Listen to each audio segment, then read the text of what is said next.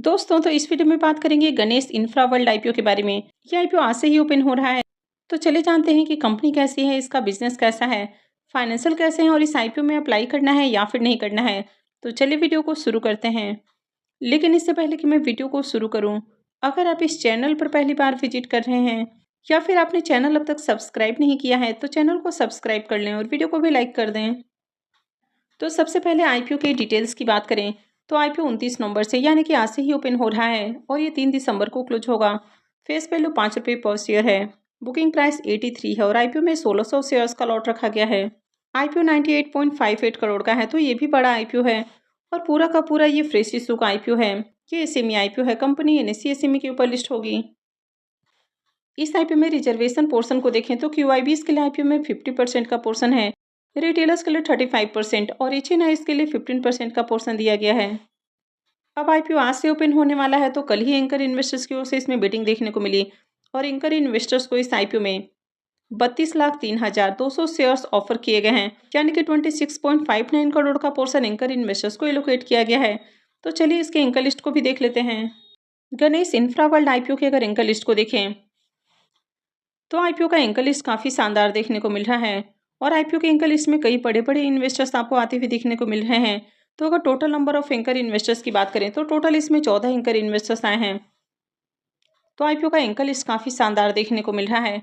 98 करोड़ का आईपीओ है और इसमें 14 एंकर इन्वेस्टर्स आए हैं।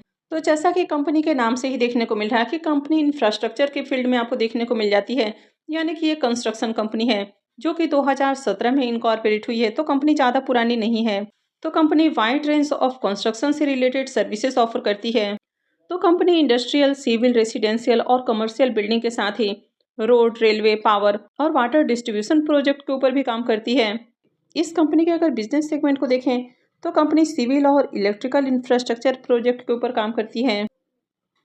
कंपनी रोड और रेल इंफ्रास्ट्रक्चर डेवलपमेंट प्रोजेक्ट के ऊपर काम करती है और साथ ही ये जो कंपनी है ये वाटर इंफ्रास्ट्रक्चर डेवलपमेंट प्रोजेक्ट के ऊपर भी काम करती है। जैसे कि यहाँ पर आपको देखने को मिल रहा है कि कंपनी हर घर जल मिशन के अंदर भी काम करते हुए देखने को मिल रही है, यानी कि गवर्नमेंट के जो प्रोजेक्ट होते हैं तो यहाँ पर भी कंपनी काम करते हुए देखने को मिल रही है। ये company end to end EPC services offer करती है, यानी कि प्लानिंग, डिजाइनिंग, एग्जीक्यूशन और मटेरियल सप्लाई से लेके कंपनी हर तरह के काम में इंगेज देखने को मिल जाती है, यानी कि सिविल, इलेक्ट्रिकल, मैकेनिकल और इंडस्ट्रियल प्रोजेक्ट। तो इस तरह कंपनी काफी अलग अलग तरह के काम में इंगेज देखने को मिल जाती है। कंपनी के कुछ क्लाइंट लिस्ट की बात करें तो इसमें आपको मैग्नम वेंचर लिमिटेड देखने को मिल रहा है, रायकेला आयरन ओर माइंस है, जेडी केबल्स है। तो काफी यहाँ पर आपको नाम देखने को मिल रहे हैं। तो ये कंपनी राजस्थान, उत्तर प्रदेश, महाराष्ट्र, उड़ीसा, हरियाणा, झारखंड, बिहार, जम्मू कश्मीर, आंध्र प्रदेश और छत्तीसगढ़ में काम करते हुए देखने को मिल रही है। कंपनी के बिजनेस को देखें तो कंपनी का बिजनेस अच्छा है। अब तक कंपनी 504 करोड़ के प्रोजेक्ट पूरे कर चुकी है और अगर इसके ऑर्डर बुक की बात करें तो 574 से 75 करोड़ के अराउंड इसका ऑर्डर बुक देखने को मिल रहा है। तो कंपनी का ऑर्डर बुक भी शानदार है। हालांकि कंपनी जिस बिजनेस सेगमेंट में देखने को मिल रही है तो ये सेगमेंट हाईली कॉम्पिटेटिव है। कंपनी के फाइनेंशियल की बात करें तो फाइनेंशियल 22, 23, 24 और फाइनेंशियल 25 के 5 मंथ का फाइनेंशियल देखने को मिल रहा है। तो सबसे पहले अगर कंपनी के एसेट को देखें तो ईयर ऑन ईयर कंपनी के एसेट के अंदर शानदार जंप देखने को मिल रही है। फाइनेंशियल 22 में कंपनी का एसेट जहां 25 करोड़ है, फाइनेंशियल 23 में बढ़ के 42 करोड़ और फाइनेंशियल 24 में देखें तो 177 करोड़ हो चुका है और फाइनेंशियल 25 के एक क्वार्टर में 120 करोड़ का एसेट है। कंपनी के अगर रेवेन्यू को भी देखें तो कंपनी का रेवेन्यू भी साल दर साल बढ़ते हुए देखने को मिल रहा है।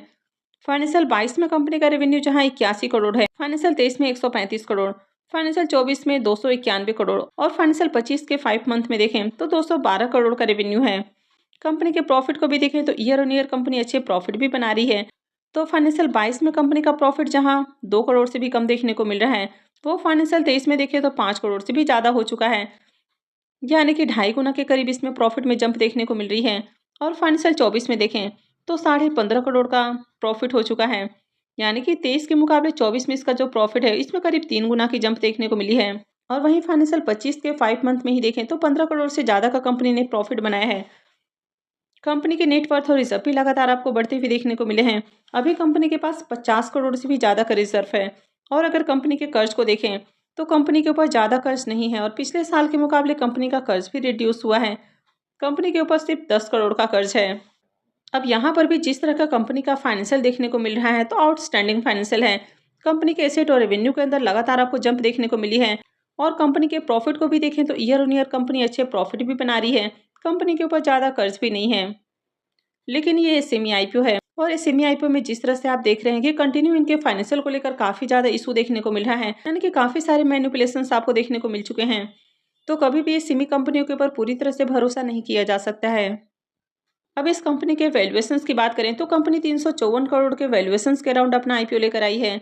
आरओई 29.74 का है तो आरओई काफ़ी अच्छा है। आरओसी 35.17 का है तो ये भी शानदार है। डेट टू इक्विटी रेशियो 0.16 का है तो डेट का इशू नहीं है। रिटर्न ऑन नेटवर्थ को भी देखें तो ये भी 29.74 का है तो ये भी अट्रैक्टिव है। पैट मार्जिन को देखें तो ये 7.24 का है तो ये थोड़ा सा डाउन है।